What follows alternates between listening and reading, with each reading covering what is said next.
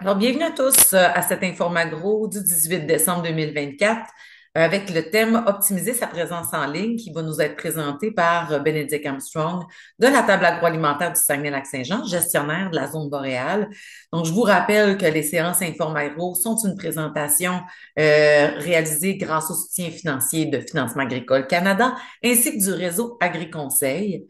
C'est également une initiative en collaboration avec les créneaux d'excellence bioalimentaire du Québec. Donc, je salue d'ailleurs mes collègues des créneaux Aliments Santé, Acéricole et Transformation, donc qui sont partenaires avec nous pour la diffusion des séances Informagro. Je vais également vous rappeler brièvement la mission du créneau d'excellence agroboréale. Donc, nous sommes le porteur de cette initiative. Donc, nous visons à favoriser les collaborations et l'innovation pour le développement des entreprises et des filières agroalimentaires boréales. Donc, on est situé au Saguenay-Lac-Saint-Jean, mais n'hésitez pas à nous contacter pour voir de quelle façon on peut vous aider, vous accompagner dans vos projets d'innovation et vos projets collaboratifs. Donc, sans plus tarder, je vais céder la parole à Madame Sandra Hardy de Financement agricole Canada qui va justement vous adresser quelques mots au sujet des services de Financement agricole Canada. Super, merci Isabelle. Ben, ça me fait plaisir d'être avec vous aujourd'hui. Donc, comme l'a dit Isabelle, Sandra Hardy, je suis directrice principale des relations d'affaires chez FAC. Il me fait plaisir d'être avec vous et à FAC d'être présentateur des événements des capsules Informe Agro. Une belle initiative là, qui réunit l'ensemble des créneaux d'excellence du Québec. Donc, merci pour cette opportunité de collaboration.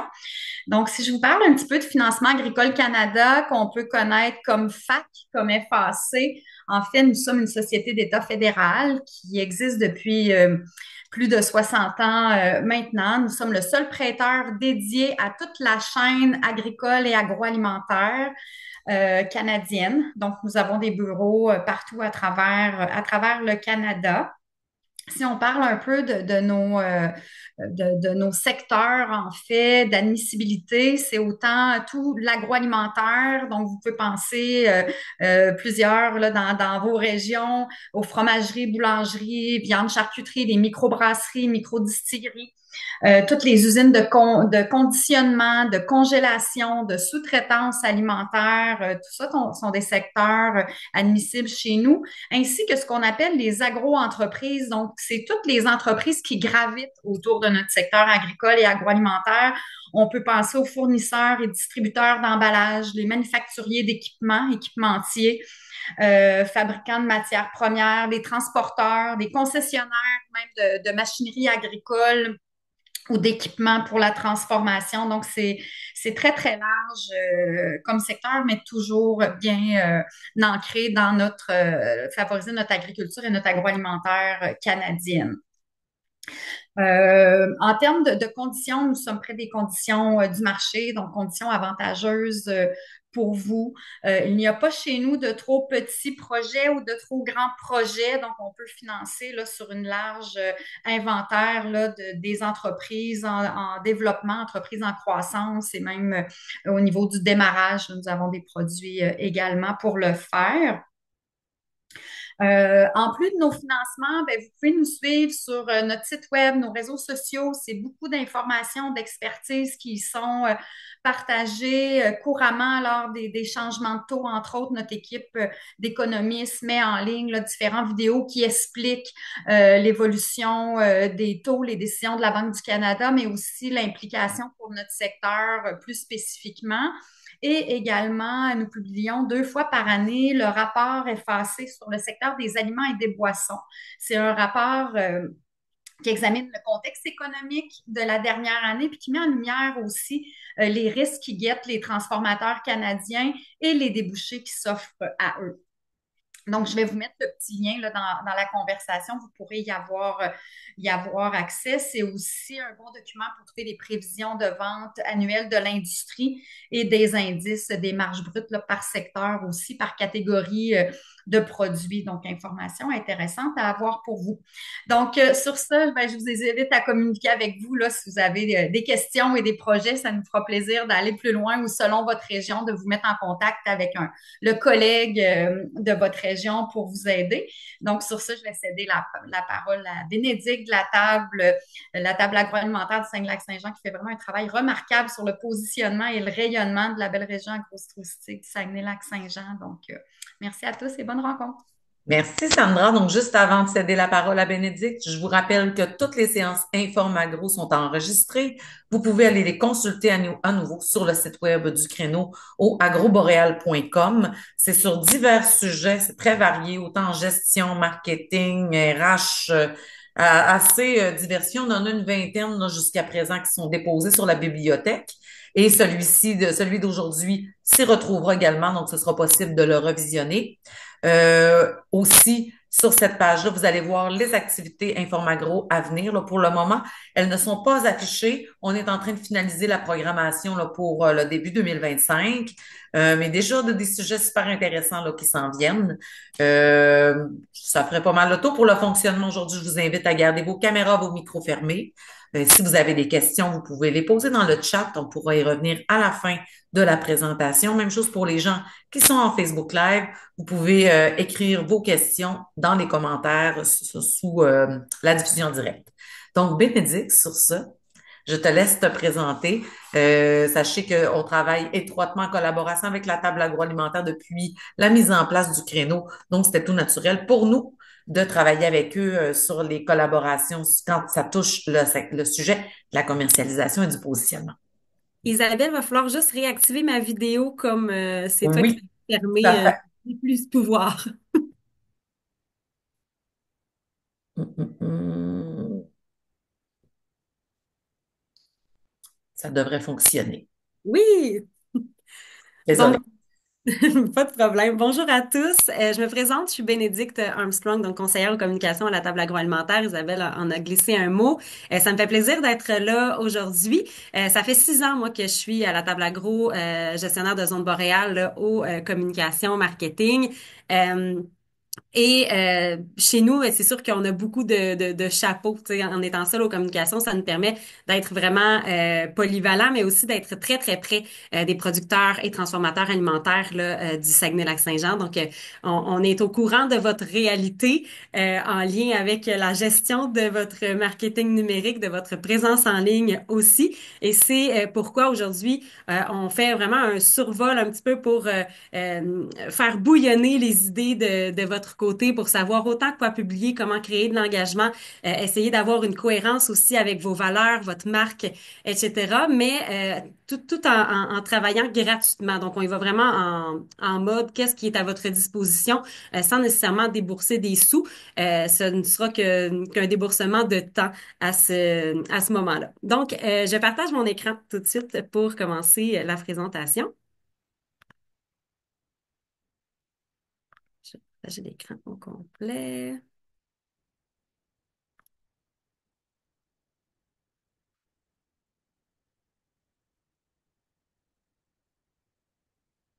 Donc, il y a plusieurs avantages quand même d'optimiser sa présence en ligne. Ça nous permet de réduire donc des coûts en communication, marketing, d'augmenter sa notoriété toujours, d'informer rapidement quand on a une situation qui survient, un petit changement d'horaire même. Bref, les gens depuis la pandémie de la COVID-19 se tournent beaucoup, beaucoup vers les pages Facebook pour avoir l'heure juste, pour avoir l'information exacte, plutôt même que des fois de se fier à la fiche Google. La page Facebook est vraiment devenue un réflexe pour l'ensemble des citoyens. Donc, informer rapidement, s'assurer d'un avantage aussi sur notre concurrence et soigner sa relation avec la clientèle. Donc, de créer des liens finalement avec nos clients et finalement de vendre nos produits en bout de ligne. Il y en a beaucoup d'entre vous dont c'est l'objectif. Je suis allée chercher des statistiques récentes concernant le Canada numérique. C'est des données qui sont parues là tout récemment, des données de Léger. C'est paru le 5 décembre, donc c'est tout frais pour l'année 2025. Donc c'est des données qu'ils ont récoltées en 2024 et nous les présentent donc pour l'année 2025.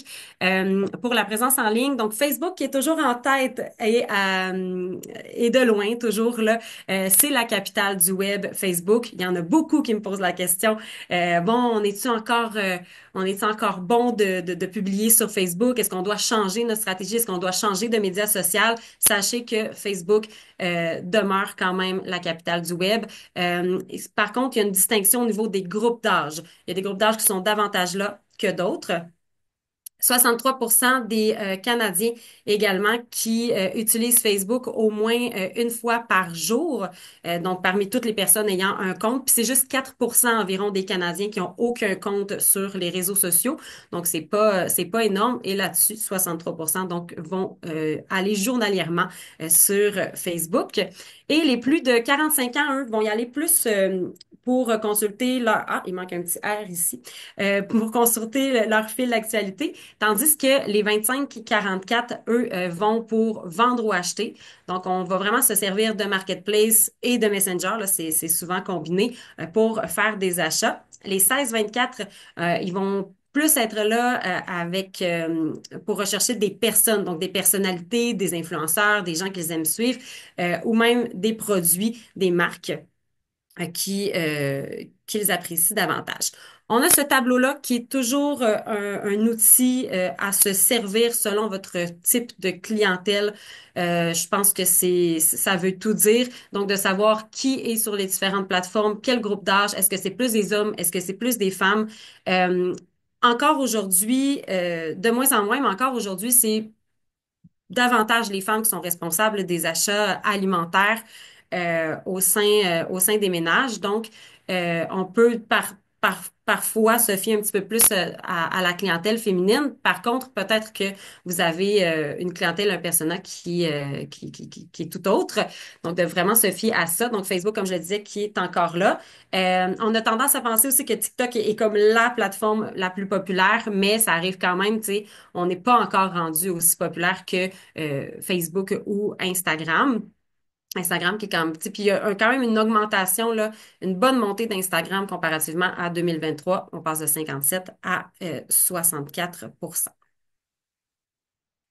Donc, Facebook, comme je le disais, 84% des adultes canadiens qui sont présents en ligne sur Facebook. Donc, on va utiliser aussi beaucoup Messenger qui est lié donc pour écrire famille, amis, etc. Mais on peut maintenant cibler quand même de la publicité là, via Messenger. Sans être trop intrusif. 64%, donc 57 en 2023, des adultes canadiens sont présents en ligne, ont un compte Instagram. Et le consommateur va utiliser davantage Instagram pour suivre ou rechercher des marques. Donc, c'est comme la plateforme la plus suivie pour des achats, suivre des marques qu'on aime. Donc, si vous êtes un producteur ou transformateur agroalimentaire qui n'est pas encore sur Instagram, et je sais qu'il y en a parce que des fois, j'essaie d'en identifier via le compte de Zone Boréal et c'est pas toujours possible parce que les gens n'ont pas nécessairement de compte. Ben, ce serait quand même important peut-être là, de vous rendre tranquillement sur cette plateforme. Ça révèle aussi que 73% des Canadiens préféreraient entendre parler d'un produit ou des services par un employé plutôt que par un créateur de contenu ou un influenceur. On conserve quand même le marketing d'influence dans sa petite poche. Ils sont là, les influenceurs, ils sont là pour rester. C'est une bonne stratégie, mais il faut pas négliger non plus si on veut ne pas débourser de sa poche pour payer des influenceurs, ben faut pas négliger ce qui se trouve dans notre micro-environnement. Donc, nos propres employés, voire même les gestionnaires de l'entreprise, vous-même.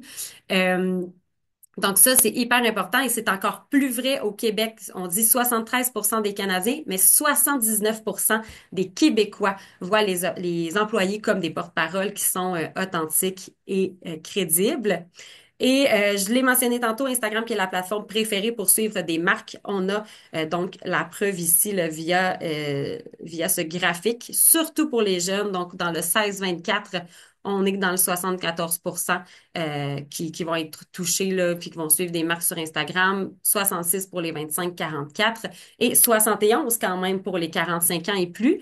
Les 45 ans et plus, voire même les 55 ans et plus, sont les gens qui ont un fort pouvoir d'achat en ce moment. Et dans l'agroalimentaire, Même les gens à la retraite sont un créneau à ne pas négliger. C'est des gens qui ont du temps de se déplacer pour du marché de proximité, mais aussi des gens qui ont les sous. Donc, avec l'inflation, c'est de plus en plus difficile, mais ça demeure une clientèle là, quand même qui est importante. Donc, même s'il y a des médias sociaux tendance chez les jeunes, on peut y être, mais on se rappelle aussi là, qui a un pouvoir d'achat. Donc, les activités qui sont faites un petit peu partout sur les réseaux sociaux, j'ai ce tableau-là qui est super intéressant que je pourrais peut-être vous fournir, mais ça se trouve là, via le sondage DGTL là, de Léger. Donc, les gens, ils font quoi sur les différentes plateformes? Ça nous permet quand même là, d'orienter, oui, notre stratégie. Maintenant, je sais pas si je parle trop vite, là, faudrait me le dire ou à m'arrêter si jamais je dois ralentir un petit peu la cadence. J'ai tendance à parler rapidement. Parfait, Bénédicte. OK, parfait.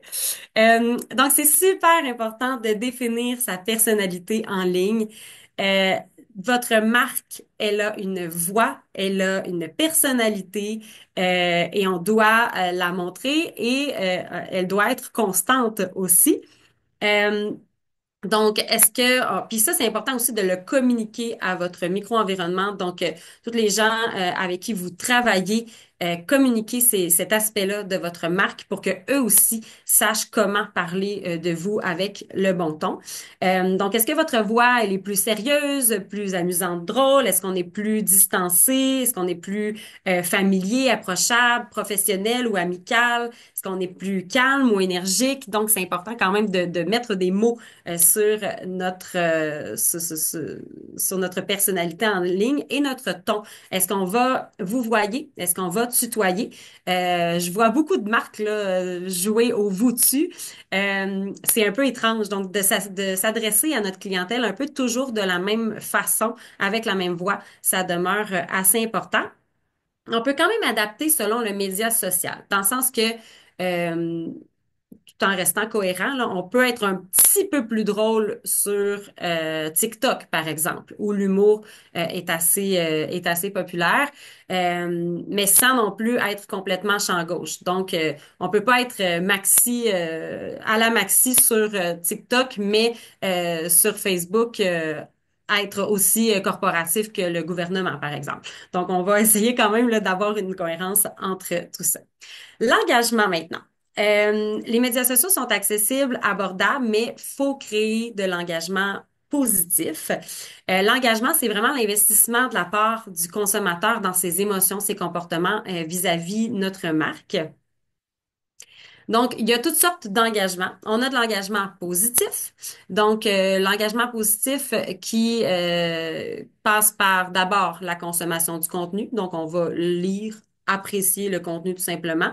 Si on va à la deuxième étape où on veut se rendre, une contribution positive en réaction et commentaires. Donc, ça, c'est encore mieux. Mais encore mieux, on a la co-création. Donc, de faire en sorte que les gens finissent par partager notre contenu, mais aussi de créer de nouveaux contenus avec le nôtre comme base. Donc, on peut partager tout simplement une publication, mais si on partage et qu'on ajoute un petit texte mentionnant à quel point il a trouvé notre article de blog génial, ben on a encore plus gagné au niveau de l'engagement. Il y a aussi de l'engagement négatif, malheureusement. Donc, ne plus suivre. Quand on fait les trois petits points, qu'on demande à voir moins de ce type de publication-là, c'est moins chouette. Contribution négative aussi. Donc, quand on contribue négativement, ça va être de faire une action pour mettre un mauvais commentaire. Et la co-destruction, ben ça, c'est vraiment l'endroit où on ne veut pas se rendre. C'est s'il partage votre contenu, mais pour le critiquer sur sa propre page. Donc, c'est vraiment ça qu'on veut éviter. Par contre, je trouve toujours ça important de mentionner qu'on doit absolument répondre aux commentaires négatifs. Si c'est complètement hurluberlu, méchant gratuitement, etc., c'est possible de masquer le commentaire. Mais sinon, si c'est en lien, par exemple, avec l'expérience qu'ils ont vécue avec votre produit ou votre marque, peu importe, euh, c'est important quand même de répondre de façon adéquate et gentille. Pas nécessairement en mode on va déboulonner tout ce qu'ils disent, mais de les inviter, par exemple, à venir vous parler en privé pour voir quelle expérience ils ont eue, etc. Donc, de répondre aux commentaires négatifs sera encore plus important que de répondre aux commentaires positifs. Et répondre à tous les commentaires, en fait, là, et va permettre de créer encore plus d'engagement avec votre communauté. Donc, de rester à l'affût après une publication, de rester à l'affût des gens qui ont commenté. On les remercie si c'est des bons mots. On ajoute un petit quelque chose. Ah, vous aimeriez peut-être telle autre affaire. Donc, on s'assure là, de répondre aux commentaires, principalement les premiers. Tu sais, si vous êtes genre à avoir des centaines de commentaires, bon, ça peut devenir engageant là, de répondre à tout le monde, mais les premiers commentaires seront les plus importants pour de répondre rapidement là, pour que ça puisse se retrouver dans le fil d'actualité. Et ceux qui partagent vos publications aussi, en cliquant là, sur le partager, ben, on a accès à toutes les gens qui ont partagé publiquement. Donc, d'aller aimer le fait qu'ils aient partagé votre publication, d'aller commenter, par exemple, merci du partage ou peu importe, là, des fois, ça prend pas beaucoup de temps et ça va permettre là, de faire en sorte que la publication se promène encore plus et qu'on déjoue un petit peu l'algorithme là, qui peut devenir un peu difficile à saisir de nos jours. La fréquence, donc, partager tous les jours, c'est pas une stratégie de marketing numérique. C'est pas nécessaire donc de publier tous les jours. Faut juste que ce soit basé sur une stratégie alliée à des objectifs. Mais aussi, c'est important de garder un rythme constant et réaliste selon ce que vous êtes capable de réaliser au sein de votre entreprise. Quand je parle de constance, c'est que si vous vous dites, bon, moi j'aimerais ça, tu sais, j'ai le temps de faire 2 publications par semaine, ben parfait. On y va à 2 publications par semaine, mais ce qu'on voit beaucoup dans le domaine agroalimentaire, c'est des gens qui vont publier beaucoup, beaucoup, beaucoup pendant la saison. Donc, si par exemple ils opèrent en été, entreprise saisonnière, on publie plein de fois pendant l'été et ensuite de ça, on disparaît. Donc, la disparition sur Facebook et Instagram, par exemple, c'est moins bon parce que l'algorithme aussi va faire en sorte que il ne vous voit plus, donc vous disparaissez à ses yeux aussi. Donc, même en hiver, on se garde du contenu un peu plus général qui va parler peut-être de certaines techniques que vous utilisez en été, de vos employés, etc. Donc, on se garde du contenu quand même en hiver pour garder une certaine constance là, sur les médias sociaux. Et l'important toujours, ben, c'est la valeur ajoutée pour le consommateur. Qu'est-ce qu'il gagne je parle pas de concours, qu'est-ce qu'il gagne personnellement à lire, à consulter votre contenu là, que vous lui partagez. Pensez toujours à ça. Faut qu'il y ait un objectif, mais aussi pense à notre clientèle et qu'est-ce qu'on lui apporte. Je donne toujours l'exemple du feu pour les supports visuels. En 2024, même presque 2025, des publications sans images, on n'en veut pas. Parce qu'une publication juste du texte, à moins d'être sur des plateformes qui sont prévues pour ça, comme Threads ou ce qui était anciennement Twitter, à moins d'être c'est ça, sur des réseaux qui sont prévus pour ça, on va privilégier de mettre des images ou encore mieux du vidéo, parce qu'une publication juste du texte, c'est comme si on faisait un petit feu de paille. Si on ajoute une photo, ben on a un beau petit feu économique quand même, 3 bûches qui va durer un certain temps. Et si on met une vidéo, ben là, c'est comme si on avait fait un bon gros feu de bois d'érable, quelque chose qui va brûler encore plus longtemps. Toujours s'adresser, donc c'est ça, à notre clientèle cible et en lien avec vos objectifs de marque. Attirer l'attention, donc c'est toujours le nerf de la guerre sur les médias sociaux. Si ça va tellement vite, on est tellement imprégné de toutes sortes de contenus que notre première phrase souvent et notre contenu visuel là, toujours sera la plus importante.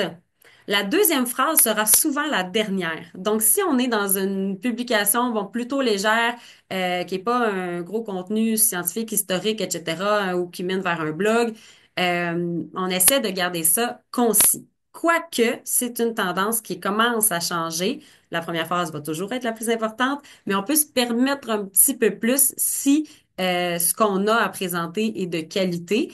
On le voit là, que la tendance change un petit peu de par peut-être l'absence des nouvelles médiatiques sur les médias sociaux. Donc, les gens ont un peu plus de temps et vont comme être susceptibles de plus cliquer pour lire un peu plus longtemps et s'informer de cette façon-là.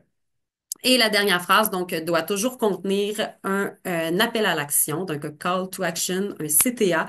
Vous avez peut-être vu ça là, dans des formations marketing. Donc, on invite les gens à faire quelque chose, à s'engager à la fin de la publication. Donc, si on veut qu'ils lisent notre article blog, bon, on le mentionne. Lire l'article sur la tourtière, lire l'article sur telle affaire, peu importe, mais on veut que l'action qu'on leur demande de faire soit claire. L'organisation du contenu maintenant. Il y a plusieurs façons d'organiser son contenu. Moi, j'ai mes façons chouchou, qu'il y en a certaines que je vais vous présenter aujourd'hui, mais il n'y a pas de mauvaise façon d'organiser son contenu tant qu'il est organisé.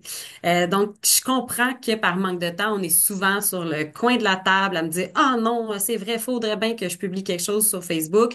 C'est sûr que le contenu risque d'être de moins bonne qualité si on fait ça que si on y a pensé un petit peu ou quand on a une idée de génie, ben on va le mettre quelque part pour pouvoir y revenir et l'étoffer un petit peu plus tard. Il y a plusieurs façons donc d'organiser. Ça peut être un simple fichier Excel si c'est ça qui vous rend à l'aise. C'est relativement facile. Donc on peut dire bon le contenu, c'est quoi, la date à laquelle on veut le publier, le canal de communication, se prendre quelques notes, par exemple, là, en vue de rédiger notre texte. Et si vous avez une équipe autour de vous, peut-être la ressource responsable de ce contenu-là ou de faire la publication. Ensuite de ça, et ça, c'est ma méthode favorite, j'y reviens, Trello. Ça peut être de faire des brouillons et de programmer directement via la MetaSuite Business, donc directement sur la plateforme qu'ils ont mis en place de Meta pour publier à la fois sur Facebook et Instagram. Euh, sur Notion, ça c'est une autre plateforme qui existe. Later Social, il y en existe des tonnes de plateformes pour pouvoir organiser son contenu. Il suffit de trouver celle qui vous convient.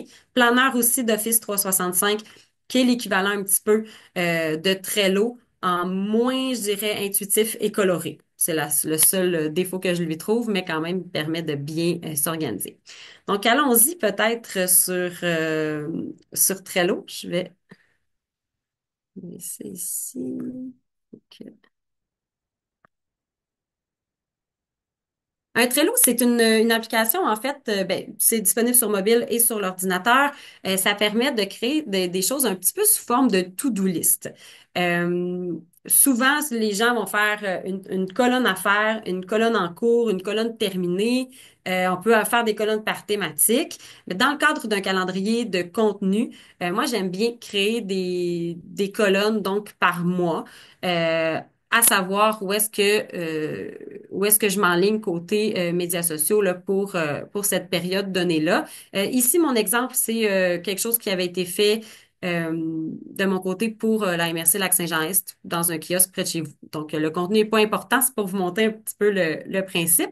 Donc, ce que je fais pour me créer un calendrier de contenu sur Trello, c'est vraiment de séparer par petites vignettes comme ça. Donc, chaque petite carte, en fait, c'est ça, ça s'appelle des cartes, chaque petit élément comme ça.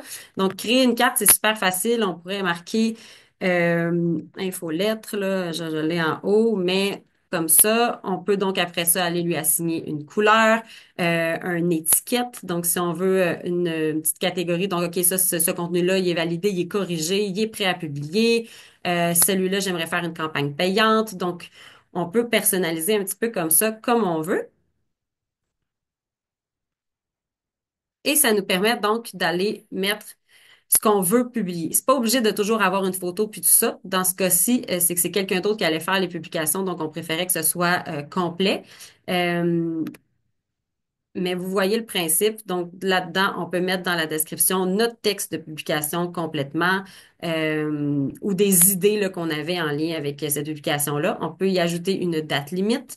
On peut même avoir des checklists en lien avec la tâche qu'on a mis là. Donc, si on se dit, ben moi, j'aimerais ça me créer une infolettre dans la prochaine année. Bon, ben, pour créer une infolettre, qu'est-ce que ça va me prendre? Peut-être que dans ma checklist, il va y avoir de suivre une formation Mailchimp, euh, de créer la base donc de mon infolette. Donc, on peut vraiment ajouter des tâches et ça peut se porter, ça se porte oui, à un calendrier de contenu, mais ça peut se porter aussi à n'importe quoi dans le cadre de votre travail. Ma liste d'épicerie, pour vous donner un exemple, est sur Trello. Donc, je crée une carte épicerie et dans ma checklist, chaque semaine, moi, je vais mettre ma liste là, d'ingrédients à aller acheter. Donc, ça va quand même loin. Il suffit de personnaliser un petit peu.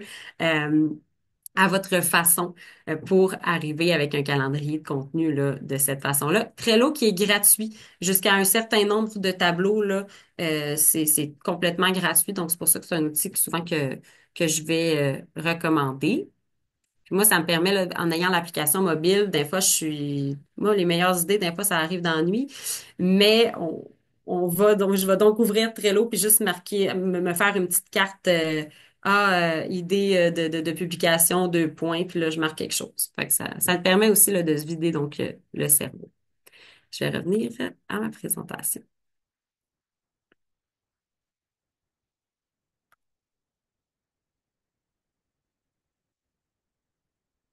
Ça, c'est un nouveau joueur, ben nouveau, depuis 2022 quand même, mais c'est ChatGPT qui est un joueur clé pour la création et l'organisation de votre contenu. Euh, Sans qu'il le fasse au complet, c'est vraiment un outil à ne pas négliger.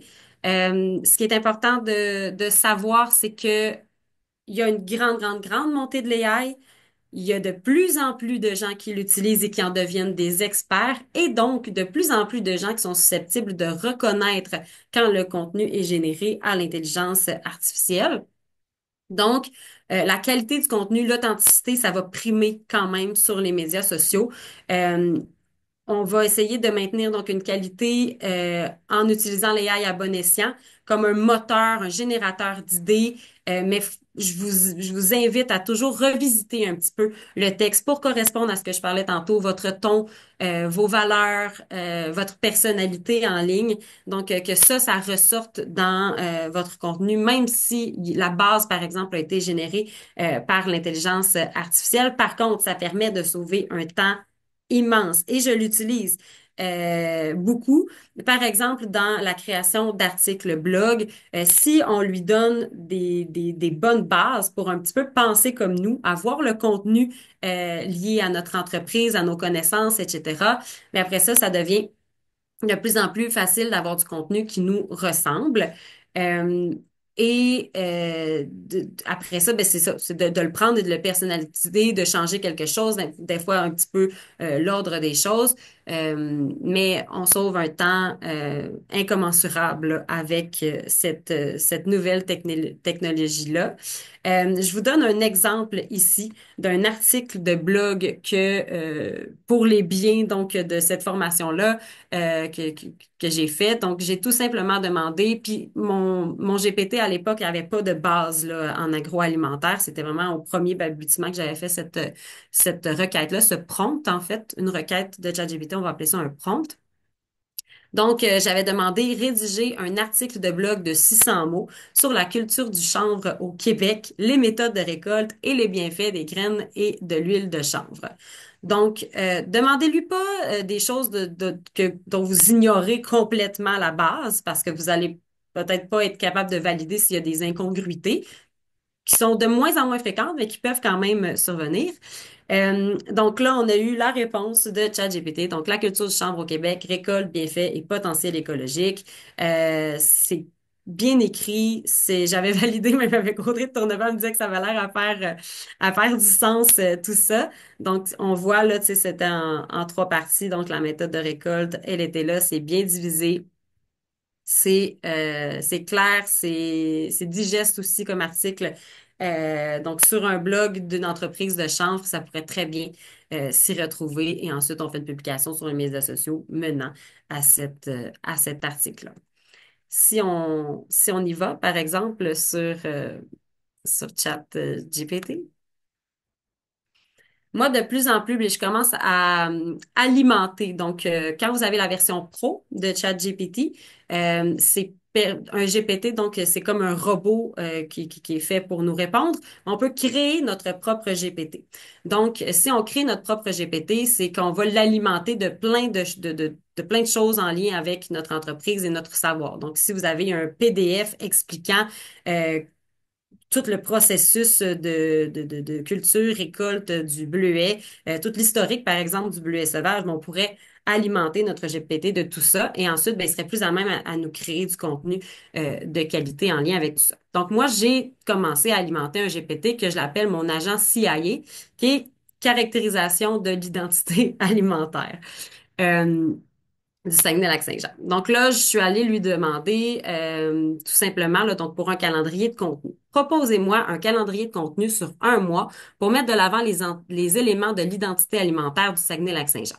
Vous voyez là, il me sort ça, semaine 1, lundi, mercredi, vendredi, le type de publication, c'est quoi tu sais, notre sujet, le titre du contenu. Donc, tu sais, sans nécessairement l'avoir rédigé au complet, dans ce cas-ci, ça nous donne vraiment comme une base d'idées pour un calendrier de contenu. Puis après ça, bon, on pourra, bon, soit aller plus loin avec ChatGPT ou nos propres connaissances, mélanger les deux pour développer un contenu de qualité. Je sais qu'il y en a qui sont réfractaires quand même à l'utilisation de l'intelligence artificielle. Je l'étais, moi aussi, tout autant au début, mais on se rend bien compte que ça devient un allié pour la création de contenu là, qui est vraiment non négligeable.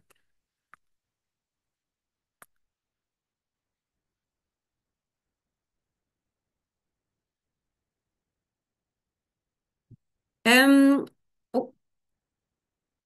Ce qui fonctionne le plus en ce moment sur les médias sociaux, c'est les formats vidéo courts. Donc, on se rappelle le format TikTok, mais aussi les Reels Instagram, qui sont aussi le bienvenu maintenant là, sur Facebook. On peut publier à un endroit, ça se publie sur l'autre dans les recommandations, ou on peut publier directement sur notre fil d'actualité Facebook des Reels.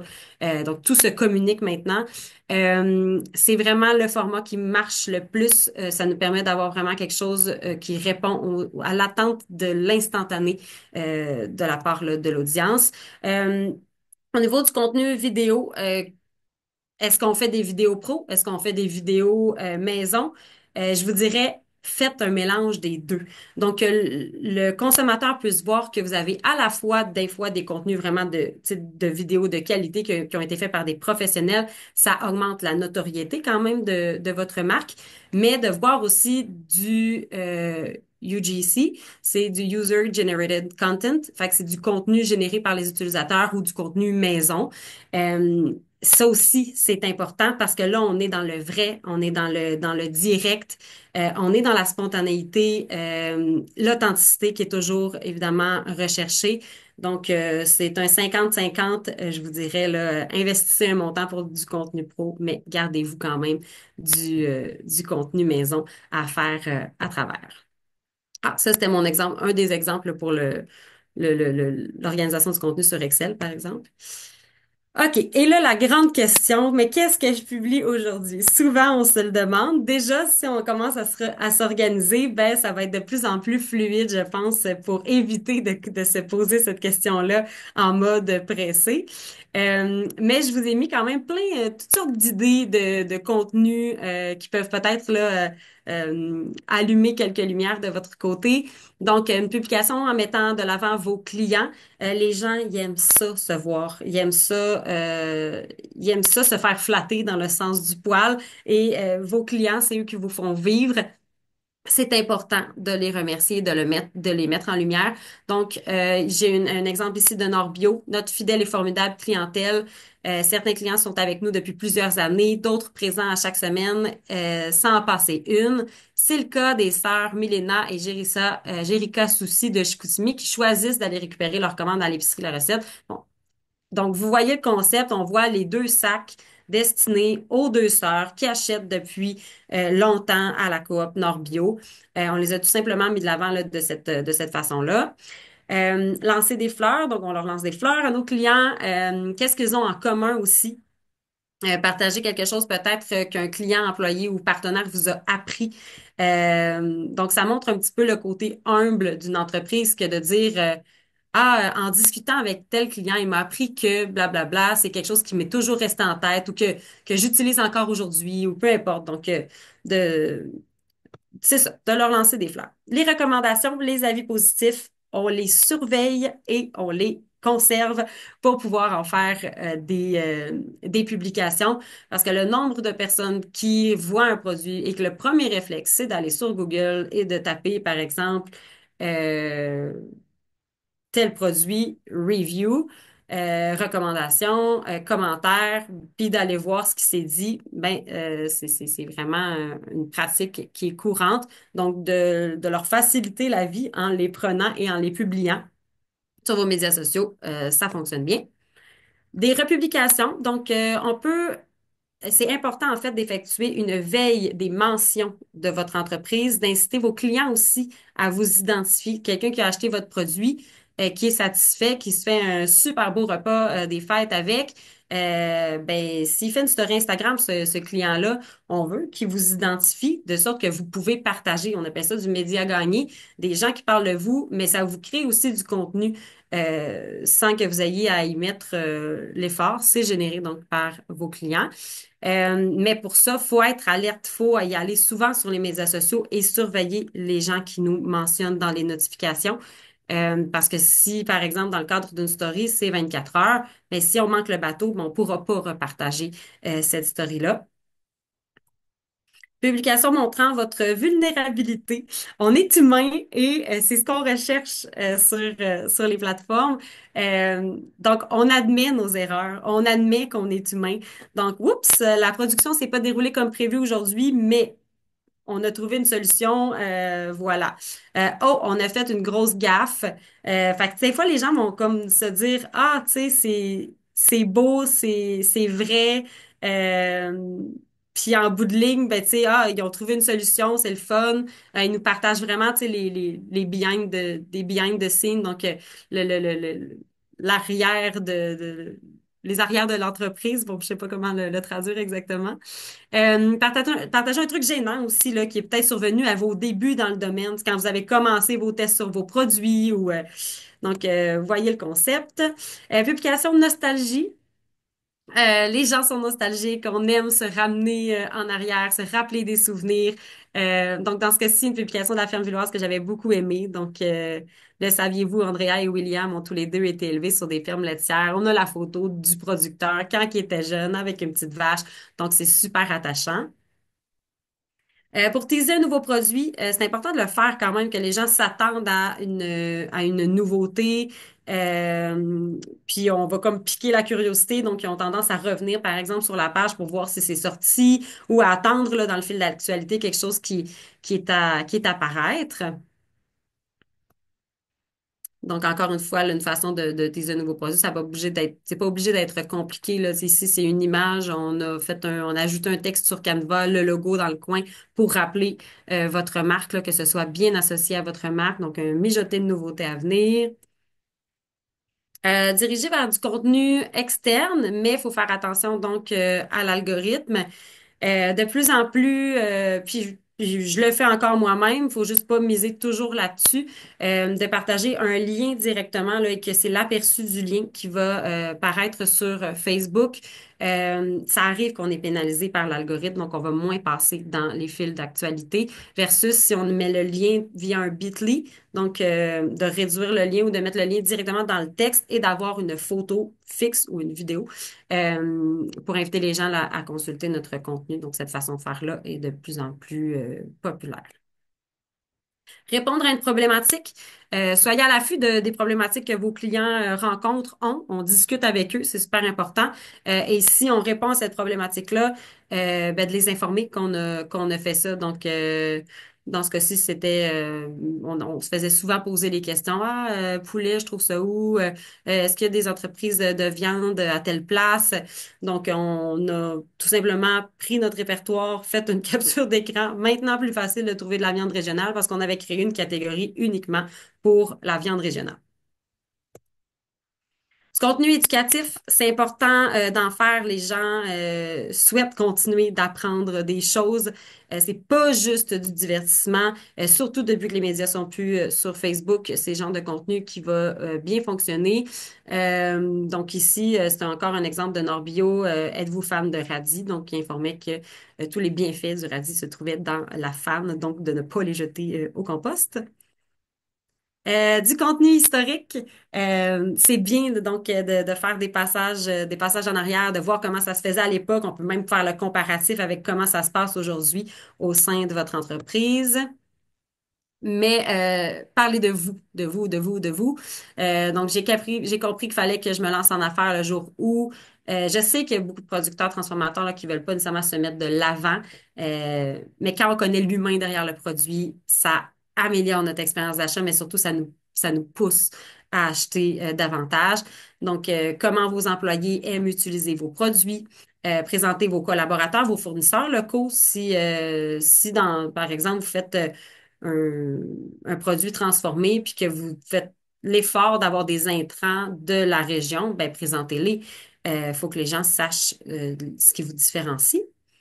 Trois choses qui ont changé dans votre vie depuis que vous êtes un entrepreneur. Une journée typique dans vos bottes de travail, c'est le genre de petite vidéo qui peut être intéressante aussi. De privilégier du contenu interactif, donc Radi ou BBKale, qu'est-ce que vous préférez? En même temps, ça vous permet d'aller chercher de la donnée sur les préférences de vos clients.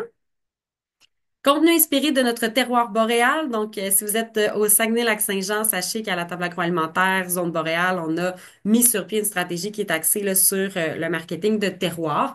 Donc, on a plein d'éléments. Il y en aura encore plus à venir avec un projet qui est en cours, vous permettant donc de mettre de l'avant qu'est-ce qui nous différencie au Saguenay-Lac-Saint-Jean, de prendre et de l'intégrer donc à votre stratégie marketing. On a une page donc qui est destinée à l'appropriation de la marque Zone Boréale, qui est une image de marque vraiment créée pour l'identité alimentaire de notre région, rassembler tous ceux qui jouent un rôle là, dans un seul et même panier, faire en sorte que les clients à l'épicerie puissent identifier les produits. On a des identifiants pour ça. On a des projets avec des garderies qui s'engagent à cuisiner avec des produits locaux, avec des restaurants qui font pareil, donc avec des épiciers. On a une carte mettant de l'avant ceux qui œuvrent en agrotourisme. Donc, la zone boréale commence à être de plus en plus partout, même avec des institutions publiques. On travaille avec les hôpitaux en ce moment, faire en sorte que l'approvisionnement local augmente. Donc, la zone boréale est un peu partout et il y a une façon donc de s'approprier cette image de marque-là, tout y est là-dedans. Euh, vers notre guide d'utilisation de la marque. Et il y a un webinaire aussi là, sur l'appropriation de la marque Zone Boréale. Donc, ça peut vous servir et vous aider à générer des idées de contenu. Je retourne ici. J'ai-tu le temps d'aller de ce côté-là? Bon, on va y aller brièvement. C'était comme ma section. Peut-être qu'on aura le temps, peut-être que non. On peut commencer à lancer des pistes, mais je répéterai jamais assez que c'est bien beau de faire toutes les publications du monde, d'avoir la plus grosse stratégie du monde. Il faut analyser nos performances, récolter des données aussi pour personnaliser davantage notre contenu. Donc, d'avoir des indicateurs de performance qu'on appelle KPI. Je rentrerai peut-être pas dans les détails de quoi, pourquoi, comment, etc. Mais il y a plein de façons, plein d'endroits là, où on peut aller chercher un petit peu de données. C'est de moins en moins facile là, de par le respect de la vie privée, mais somme toute, ça nous permet là, d'avoir quand même une base de qui sont nos clients, qui est notre communauté Facebook et Instagram, par exemple. Donc, via la MetaSuite Business, ici, là où on a la petite flèche à gauche, on peut aller dans Statistiques et avoir accès là, quand même à pas mal d'informations là-dedans. Donc, la couverture de nos publications, combien de personnes ont interagi avec notre contenu, donc de voir quel contenu est plus performant que l'autre. Et ben, s'il y en a un qui a vraiment bien fonctionné, bon, on peut se permettre de faire quelque chose de similaire dans le futur. Ensuite de ça, donc on peut avoir accès, là, c'est ça, en comparatif de contenu, là, vraiment de façon listée. Il y a Google Analytics. Si vous avez un site web, si vous avez un site web et que vous ne savez pas qu'est-ce que Google Analytics et que vous n'êtes pas sur cette plateforme-là, demandez à votre fournisseur de celui qui a fait votre site web ou quoi que ce soit là, de lier votre site à un Google Analytics pour que vous puissiez commencer à accumuler des données. Donc, on va vraiment en apprendre plus sur l'utilisateur, sur qu'est-ce qu'ils font pendant leur session d'utilisation, qui arrive sur notre site et repart tout de suite parce qu'il n'a pas trouvé ce qu'il cherchait, qui a passé à l'action de faire un achat si vous avez une boutique en ligne, les pages les plus consultées, la durée moyenne des sessions d'utilisation. Donc, c'est toutes des données qu'on va pouvoir retrouver là-dessus. Donc, le nombre, par exemple, d'utilisateurs de notre site web. Euh, D'où arrive notre trafic web aussi. Donc, est-ce que c'est des gens qui arrivent de par des recherches organiques, donc sur Google? Est-ce que c'est des gens qui arrivent via les médias sociaux? Est-ce qu'on s'est fait référencer sur d'autres sites puis on le sait même pas? Donc, ça nous permet de tout savoir ça. Les pages les plus consultées, donc on a vraiment la liste et le combien de personnes ont a consulté les différentes pages. Sur Meta aussi, de savoir qui est notre audience, donc leur âge, leur genre, d'où ils viennent. Donc, si on est très, très, très fort, par exemple, à Alma, mais qu'on l'est un petit peu moins du côté de Saguenay, ben peut-être que si on fait une prochaine publicité ciblée sur les médias sociaux, ben on va la cibler davantage à Saguenay parce que c'est une audience à aller gagner. Quelques idées aussi là, directement chez vous, si vous êtes un producteur qui fait du marché de proximité, ben on peut avoir un petit questionnaire sur place. L'infolettre est une bonne façon d'accumuler des données aussi sur sa clientèle. Une petite carte fidélité, puis en la remettant, donc on prend le courriel, par exemple. Une boîte à suggestions, c'est simple, hein, mais des fois, c'est bon d'aller avoir les commentaires de nos clients. Donc, petite suggestion, ils mettent ça dans la boîte, c'est de façon un peu anonyme. Et vous, ça vous permet de récolter des données, d'améliorer l'expérience client.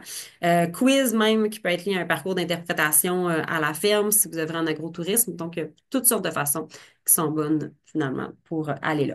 Mais même la meilleure stratégie marketing au monde pourra pas fonctionner si vous ne vous adressez pas à la bonne personne, à la bonne clientèle. Donc, encore là, avec tous les moyens que je viens de vous donner, il y a une façon de savoir qui est notre clientèle et de se faire donc des archétypes ou des personas en vue de s'adresser vraiment à la bonne personne. Je m'arrêterai ici si c'est OK et pour laisser place là, aux questions là, et pouvoir vous laisser aller avant 12h30. Hey, merci. C'est vraiment super intéressant, surtout avec des exemples, ça donne des idées concrètes, pratico-pratiques. Je pense qu'il peut s'appliquer autant à, oui, des entreprises, mais même à des organisations comme les nôtres. J'ai une question dans le chat, puis je trouve que c'est une question très pertinente. Tu l'as abordé un petit peu, Bénédicte, considérant la loi 25. Est-ce qu'il s'est approprié de nommer nos clients? Est-ce qu'on doit demander des autorisations avant de les identifier, par exemple, sur des publications dans les médias sociaux? Il y a, je vous dirais que c'est de voir un petit peu d'où part l'information. Si c'est un commentaire sur les médias sociaux, sur Google, ça demeure dans le domaine du public. La personne a pris la décision de rédiger ce commentaire-là publiquement. Moi, je compare les médias sociaux avec si tu es capable d'aller sur la place publique puis de prendre un porte-voix puis de crier de crier ce que t'as, ben c'est un peu ça les médias sociaux aujourd'hui. Donc, si quelqu'un fait une publication et vous a identifié, donc ça c'est super important. Si vous avez vu passer quelque chose, mais que vous étiez pas identifié, peut-être que c'est, tu sais, que la personne voulait parler de vous, mais que ça vous, tu sais, si elle vous a pas identifié, peut-être qu'elle voulait pas nécessairement que vous fassiez quelque chose avec. Donc, moi, s'il y a quelqu'un qui prend la peine de nous identifier dans une publication ou dans une story, c'est qu'elle a même peut-être l'espoir d'être repartagée Donc, sur les médias sociaux, pour ça, il n'y a aucun problème en lien avec la loi 25. Ça demeure dans la sphère publique. Par contre, si c'est quelque chose qui se passe en privé, ben non, on met pas le nom ni rien de ça. Ou, tu sais, sinon, on peut publier un avis sans nécessairement tu sais, mettre le nom de la personne. Si, mettons, on le prend quelque part, on copie-colle, on se fait un beau visuel avec ça. Euh, donc, on n'est pas obligé de signer Carmen Tremblay, là. Tu sais, on va, on va éviter le nom, puis ça va être OK aussi. Ben, salutations à Carmen Tremblay. Euh, Oui. Merci. Oui, je pense que c'est effectivement la bonne compréhension qu'il y a à avoir de cette loi-là vis-à-vis du respect de la vie privée sur les médias sociaux. Et Ben, d'être transparent là, tu sais, sur vos plateformes web si vous utilisez des cookies ou autres, d'avoir une politique de confidentialité. Fait que ça, c'est important. C'est pour les gens, mais, par exemple, qui s'inscrivent à votre infolettre, de mettre la politique de confidentialité publique, de faire en sorte que les gens comprennent qu'ils vont recevoir juste l'infolettre qui les informe de telle affaire. C'est pas toutes sortes d'autres affaires qui sont pas liées, mettons, à votre marque, là. Ben, parfait. Merci encore, Bénédicte. Donc, ce sera possible pour tout le monde qui souhaite le faire de revoir la présentation sur notre site web. Là, ça devrait être déposé dans les prochains jours, le temps qu'on mette tout ça en place. Puis sinon, ben, si vous avez des questions, si vous souhaitez bénéficier, si vous êtes dans la région, bien entendu, des services de la table agroalimentaire pour mettre en valeur vos marques ainsi que vos produits, ben, n'hésitez pas à consulter le site web zoneboréal.com ainsi que celui de la table agroalimentaire qui diffuse régulièrement des offres, entre autres de promotions groupées qui sont super intéressantes et avantageuses. Donc, n'hésitez pas à le faire. Donc, Merci ceci beaucoup. dit, ben, merci à tout le monde. Puis, j'en profite pour souhaiter des joyeuses fêtes à tous. Surveillez les prochaines Informagro. Puis, n'hésitez pas à aller revoir les anciens. Bonne fête de journée.